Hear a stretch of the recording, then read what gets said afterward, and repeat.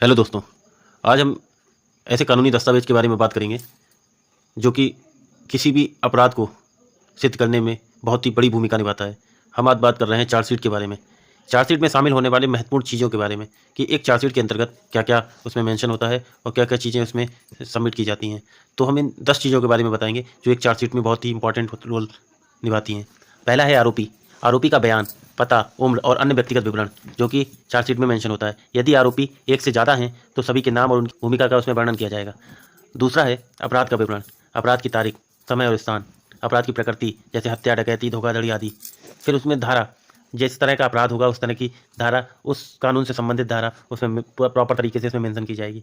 तीसरा है गवाहों की सूची, list of witnesses.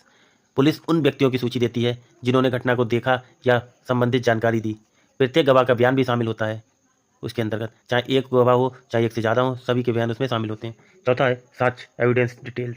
Evidence detail में 3 तरह के साक्ष्य आते हैं, जैसे भौतिक साक्ष्य। भौतिक साक्ष्य के अंतर्गत हथियार, कपड़े, fingerprint, CCTV footage, DNA report आदि। दस्तावेजी साक्ष्य होते हैं जैसे email, bank record, call detail आदि। फिर मेडिकल रिपोर्ट्स आ जाती हैं यदि आवश्यक हो तो, जैसे पोस्टमार्टम रिपोर्ट आदि।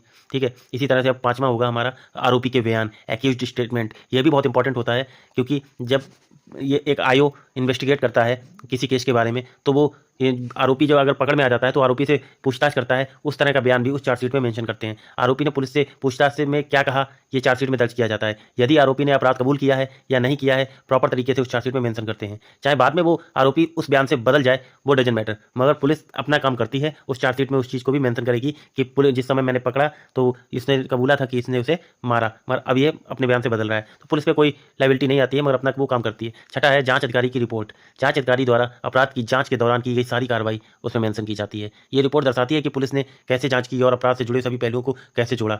7वां पॉइंट है गिरफ्तारियों का विवरण, detail of arrest and custody report. इसका भी बहुत महत्वपूर्ण योगदान है। आरोपी कब और कैसे गिरफ्तार हुआ, कहाँ हुआ, यदि आरोपी को रिमांड पर लिया गया है तो उसकी अवधि और कारण क्या है, इसका पूरी तरह से उसमें मेंशन किया जाता है। 8वां है आरोप निर्धारण, framing of charges. Framing of charges भी इंपॉर्टेंट है। पुलिस किन धाराओं के तहत आरोपी पर मुकदमा चलाना चाहती है, अपराध की गंभीरता के आधार पर धाराओं का चयन किया जाता है, ये भी सब मेंशन होता है। 9वां है कोर्ट में पेश करने की सिफारिश, रिकमेंडेशन ऑफ ट्रायल।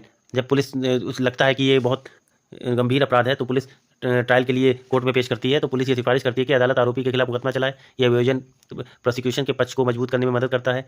ये सब उसमें मेंशन करती है कि अगर उसने रिमांड पे लिया है तो चार्जशीट में मेंशन करती है। चार्जशीट दाखिल करने की समय सीमा क्या है, तो चार्जशीट दाखिल करने की समय सीमा है गंभीर अपराधों में जैसे हत्या है, बलात्कार है, गिरफ्तारी के 90 दिन के भीतर चार्जशीट लगा दी जाती है।